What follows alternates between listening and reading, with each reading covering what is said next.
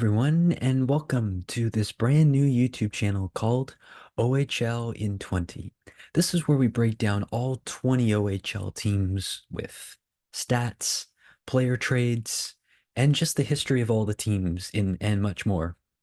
So, this YouTube channel, we're talking about every single OHL team in the CHL. Now, if you're unfamiliar with what the OHL is, it is a junior hockey league in the province of Ontario, Canada, made up of 20 teams. There are 17 in Ontario, 2 in Michigan, and 1 in the state of Pennsylvania. Now, this channel is designed to break down the coverage of any updated stats, player trades, and much more. In this first video, I'm going to break down all of the 20 OHL teams. How did they do last year? And what could we expect from each team this season? Let's start with the Eastern Conference, the Oshawa Generals.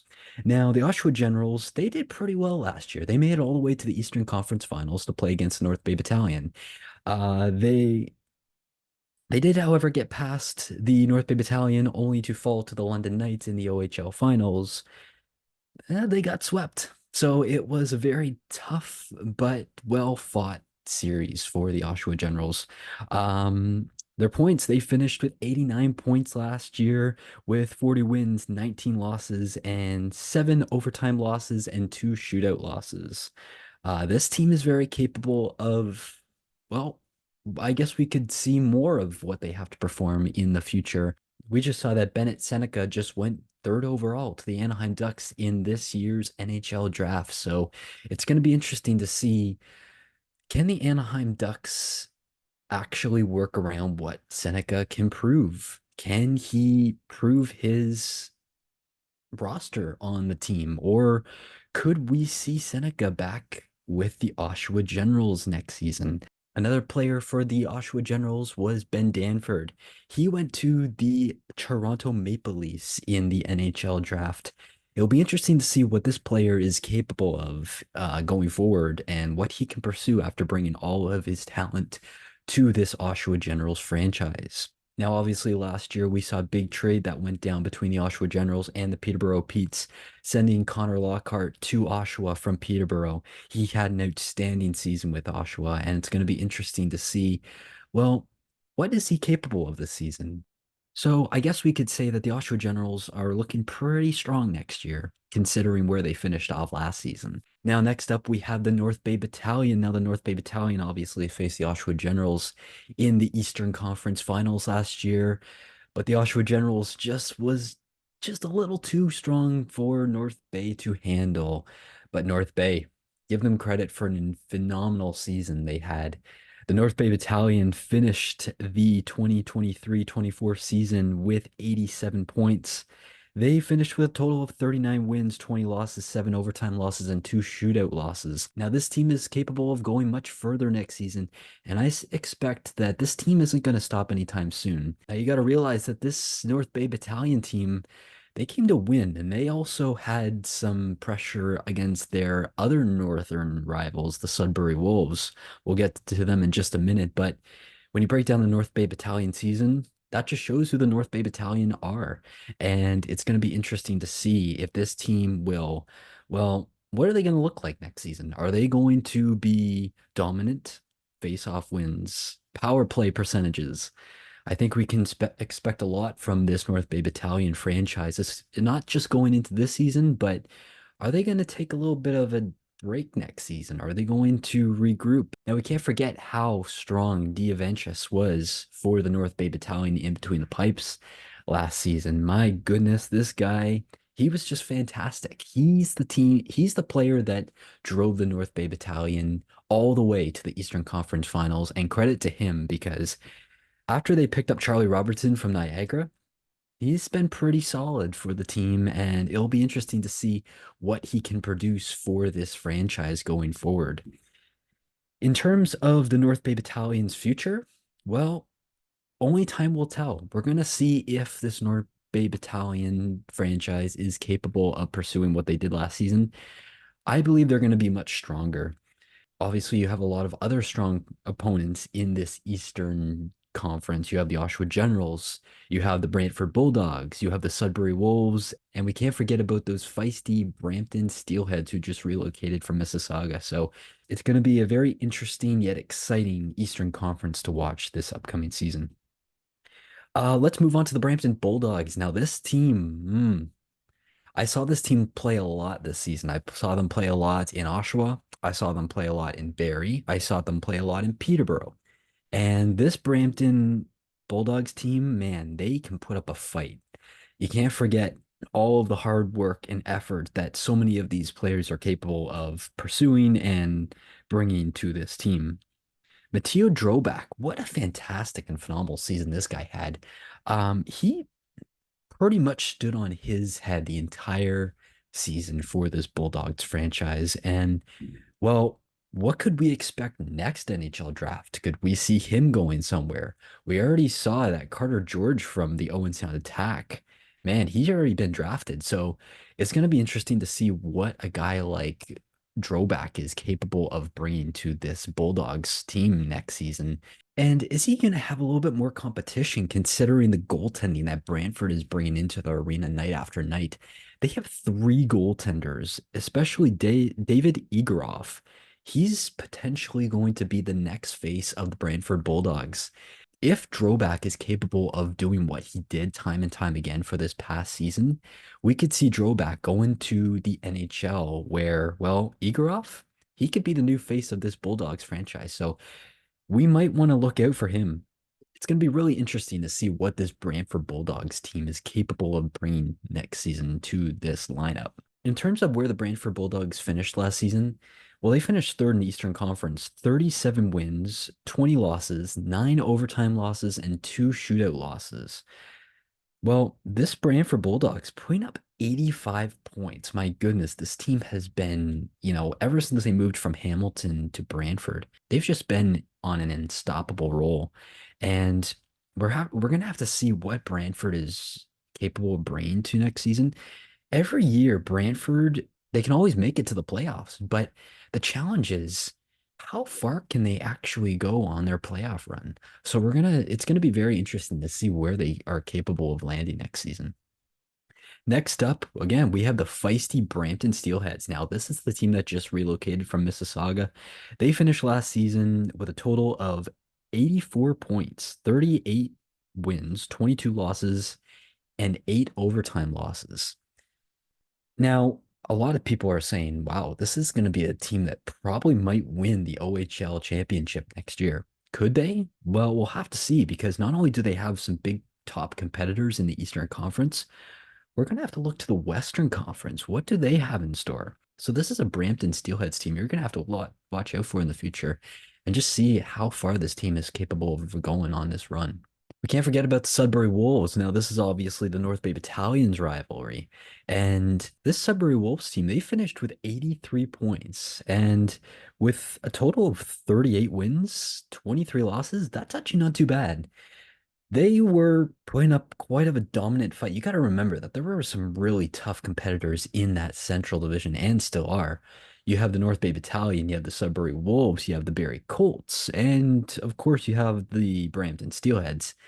This is a team that is going to probably, I would say in the future, they're going to back up a bit. We'll see them pretty dominant this season, but I think in terms of the future, this team's probably going to step back a bit and rebuild. We just saw a huge trade with the Sudbury Wolves today. They sent acquisition Noah Van Vliet from the Sudbury Wolves to the Niagara Ice Dogs. What is this going to do for the Niagara Ice Dogs? Because the Niagara Ice Dogs haven't made the OHL playoffs since 2019. This Sudbury Wolves team, they're very dominant, but we also saw all the trades they put up to the Flint Firebirds at the end of last season. So I would say the Sudbury Wolves are going to be very dominant this season, but we could see that the Wolves will be taking a step back next season to rebuild their franchise. Only time will tell. Next up, we have the Ottawa 67s. This team, well, they did fight this season, but they weren't as the top competitors. Now, over the past years, Ottawa, they've always been the top team in the conference. But this past season, Ottawa finished, well, with 80 points, 36 wins, 24 losses, six overtime losses, and two shootout losses. I would say that the Ottawa 67s are going to be they're going to be very dominant this season, but I would say next season, we don't see Ottawa putting up as big as a fight as they did. The Ottawa 67s have been a very dominant force over the past number of seasons. And, if you look at the Ottawa 67s, the only thing you see in their franchise is playoffs, playoffs. But are they going to be a playoff contender this year? It's going to be hard to say because not too far behind them, you have the Kingston Frontenacs, who actually finished with 70 points, 33 wins, and 31 losses. So I would say that the Kingston Frontenacs, they're stepping back a bit, but they're going to be that kind of leapfrog team next season that overtakes the Ottawa 67s if Ottawa finishes in the same place the next season with where they finished last year. The Barrie Colts. Now, this is a team that I follow very closely, considering I live right in between Barrie and Oshawa. So this is a Barrie Colts team that I saw time and time again, but they were also a very physical team. Now, we saw that Cole Bodwin actually went to the Utah Hockey Club in the NHL draft, and you see players like, Ben West. What is he gonna produce next season? You look at Sam Hilbrand, he was phenomenal last year. So it's going to be interesting to see what he's capable of bringing to this Barrie Colts franchise. The Barrie Colts were actually the last team to clinch in the Eastern Conference last season for the playoffs. So considering that they had the Oshawa Generals, I actually thought they had them in the reins after they won game one over the Generals. But this Barrie Colts team, they finished with 60 points, 28 wins, 36 losses, and four overtime losses. I think that the Barrie Colts, as a personal Barrie Colts fan myself, they might not make the playoffs this coming season. You got some very dominant forces in the Central Division as well as the Eastern Conference. You got, well, the Brampton Steelheads, and you also have the Sudbury Wolves and the North Bay Battalion in your own division. But then you also look at teams in the East Division like Brantford and Oshawa. They're going to be putting up quite a show, and I honestly don't think that the Barrie Colts are going to make the playoffs this year. I predict that the Niagara Ice Dogs and the Barrie Colts are going to be the two teams in the Eastern Conference who don't make the playoffs this year. Ottawa and Kingston are probably going to be those two teams that fight for that last playoff spot. Now, the Peterborough Petes, obviously, we know what they did last year after winning the OHL championship to claim that title. But wow, the Peterborough Petes took a really fast approach to say that we're not competing this season. This franchise rebuilt it a lot this past season, and it was only since the very beginning of the season that we saw this Peterborough Pete start to fall down the hill a bit. So we didn't know if this team was just they didn't find their rhythm or they were actually going into a rebuilding phase. But that's exactly what the Peterborough Pete's organization decided. I think it caught a lot of OHL fans off guard with this Peterborough Petes, considering that they won the championship the season before. So this is going to be very interesting to see what Peterborough is capable of this coming season. Are they going to be in the same spot? Maybe not. But I think that the Peterborough Petes are going to be just a little tighter above that playoff marker to try and fight for a playoff spot higher than the Barrie Colts. I would say that's probably going to be my prediction for the season. As for the Niagara Ice Dogs, we could see their very last season, at least for now, of not making the playoffs. I think the Niagara Ice Dogs, they're in a rebuilding phase. Again, we saw that the Ice Dogs just picked up Noah Van Vliet today from the Sudbury Wolves, and I think that could be a very big accusation from this Niagara franchise.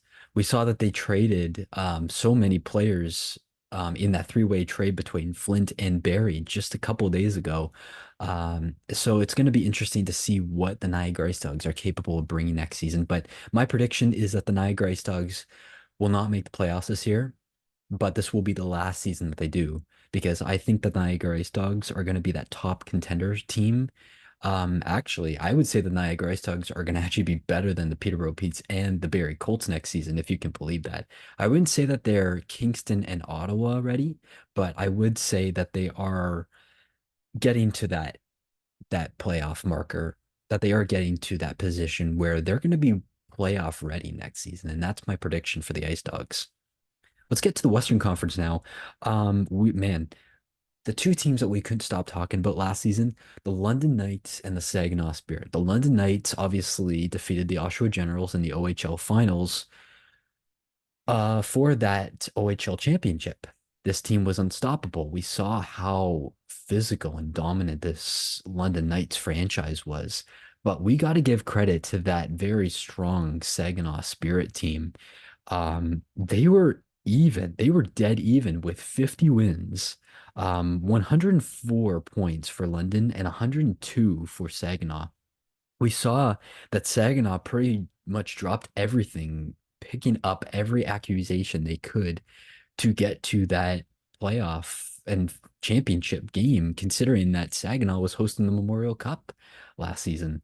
So it's going to be interesting to see where London and Saginaw go. I mean, again, we saw where Peterborough finished this past season, and they won the championship before. So where is London and Saginaw going to go? I would say that Saginaw and London, depending how much roster space is available for these two clubs, we could still see them making the playoffs. However, we might see teams like, I don't know, North Bay. We might see the Oshawa Generals again, and maybe even the Sault Ste. Marie Greyhounds, maybe even the Kitchener Rangers, taking that OHL final spot this upcoming season. It's going to be interesting to see how many more trade accusations will be made before the start of the season in September. But when you look at the London Knights and the Saginaw Spirit, you could easily tell that these were the two teams that we're going to face in the Memorial Cup either way. Whether Saginaw was hosting it or London or Oshawa made it in, I honestly saw London taking this series over Oshawa. And you got to remember that Beckett Seneca, he was injured at the end of the season for the Generals, and would have that been the reason why the Oshawa Generals couldn't get past the London Knights just because they didn't have Beckett Seneca in the lineup? We can't tell. We'll never know. But what we can say is that the London Knights and the Saginaw Spirit were just unstoppable. We're just unstoppable for this past season. We move on now to the Sault Ste. Marie Greyhounds. The Sault Ste. Marie Greyhounds finished with 95 points, 45 wins, 18 losses. Now, this Sault Ste. Marie Greyhounds team, again, one of those top teams that you expect that would make it to at least the Eastern or Western Conference Finals. But this Sault Ste. Marie Greyhound team, man, they were still better than those Kitchener Rangers, who ended their season with 86 points and 41 wins, 23 losses, and four overtime losses. This Kitchener Rangers team was very dominant. And they were in a big fight with those Sault Ste. Marie Greyhounds. So only time will tell to see where these two teams end up in the future. The other two teams that were just below them in the standings, the Erie Otters and the Guelph Storm. This Erie Otters franchise, they were just unstoppable. You couldn't count them out because they put up 73 points. Same with the Guelph Storm. They had 73 points. Erie finished with 33 wins, and same Guelph finished with 33 wins. So these two clubs finishing with the same amount of points and the same amount of wins. What could we expect from the Erie Otters and the Guelph Storm this season? It's hard to say. I think that the Erie Otters are still going to be that dominant force, but we might see that the Guelph Storm might take a step back, just considering where they've been and how well Jet Luchenko. I mean, he just got drafted to the NHL, so we could see maybe the Guelph Storm taking a step back. I would also say that the Owen Sound Attack would take a step back. This is the team that just finished below Guelph this season. The Owen Sound Attack finishing with 67 points, 29 wins, 30 losses, six overtime losses, and three shootout losses. This Owen Sound Attack team, very dominant when it came to power plays, goals, and you just couldn't count this Owen Sound Attack team out. I'm gonna do a video later on each separate team, and some of the players on the roster right now who could be making it to the NHL draft next season. Who could we see from an outstanding performance from, and who could be the top player and the top face of this franchise going into next season? The Flint Firebirds, they were the last team to clinch in this Western Conference. This team put up 65 points, 30 wins, 33 losses, four overtime losses, and one shootout loss. Flint Firebirds, again, another very dominant team. They also lost the trade to the Barrie Colts, Niagara, that three-way trade between Barrie and Niagara. I would say that the Flint Firebirds, they're stepping back a bit. Of course, they want to stay competitive against their arch rivals of Saginaw, but I think the Flint Firebirds might be taking that step back. Kind of the similar stance as the Peterborough Petes and Barrie Colts. We could see them taking a step back, but I think this Flint Firebirds team, they could be, they're still going to be competitive this season, but I think the Flint Firebirds might not be as dominant next season, just considering that this team might want to make um, a huge rebuild in a sense. Finishing below them was the Sarnia Sting. This Sarnia Sting team finished below Flint with a total of 54 points, 25 wins, 39 losses, three overtime losses, and one shootout loss. Sarnia Sting, this is an interesting one. I think the Sarnia Sting are going to be very dominant next season. They didn't make too many trades this past offseason, but I think this Sarnia team is capable of overtaking teams like Flint, Owen Sound, Guelph. You're probably going to see them maybe a more of a dominant force with Erie and Kitchener, but we'll have to see as this team unfolds and what the roster space will look like going into next season. Windsor Spitfires, man, you saw this team. They were dominant every year, but it looks like the Windsor Spitfires, again, they were almost in that same Peterborough Petes space. I mean, obviously Niagara finished last in the Eastern Conference, but I would say the Windsor Spitfires, they kind of put up the same kind of show, same as the Peterborough Petes, taking that same spot to just step back, take a breath, rebuild their franchise a little bit, not acquire too many trades. But they were obviously not the competitor for this past season. Could we see them as a dominant force next season? Maybe, but we'll have to see as is this team capable of putting up a fight when big teams like Saginaw and London and Kitchener roll into town. We'll have to see how that all unfolds, but that's just a breakdown of what I feel that the what every team in the OHL is going to look like, what their upcoming season performance could generate, and what we could see from a lot of these top franchises in the league.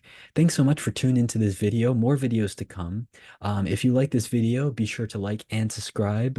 Tell your friends, share the link, and be sure to check out more videos for what's to come. I'll be posting more shortly, but in the meantime, we'll see you again soon.